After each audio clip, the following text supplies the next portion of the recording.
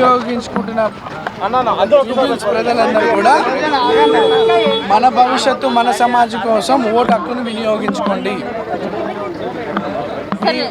మీ బిడ్డగా నన్ను అవకాశం ఆశీర్వదించమని. సార్ ఎలా ఉన్నాయి సార్ లోపల ఎలా ఉన్నాయి సార్ మీకు ఏ విధంగా చెప్పండి సార్ లోపల ఫెసిలిటీస్ ఏ విధంగా చాలా చక్కటి ఫెసిలిటీస్ ఉన్నాయమ్మా. ఆ అరేంజ్మెంట్స్ వల్ల కొద్దిగా ఓటర్స్కి ఇబ్బంది కాకుండా ఫ్రీగా ఉంది. ఓటింగ్ పర్సంటేజ్ జనాలకి ఓటర్స్కి చాలా ఫ్రీగా ఉంది. మంచి అరేంజ్మెంట్ చేస్తారు. పోలింగ్కు చాలా మంది ఓటర్లు ఈసారి గతంతో పోల్చి వస్తున్నారు. ఎట్లా ఎక్కువ వస్తున్నారు అంటే జనాలకి ఆ ఇంట్రెస్ట్ రావాలా వచ్చింది. ఇది బై ఎలక్షన్ కాబట్టి దాదాపు 2-3 నెలల నుండి సీరియస్ అబ్జర్వేషన్ కాన్స్టిట్యున్సీ మీద ఉంది. సో సమాజం కోసం భవిష్యత్తు కోసం జనాలు బయటకు వచ్చి ఓటేస్తారు. ఎర్లీ మార్నింగ్ బయలుదేరి పోలింగ్ స్టేషన్స్కి వచ్చి ఓట్లు వేయడం జరుగుతుంది.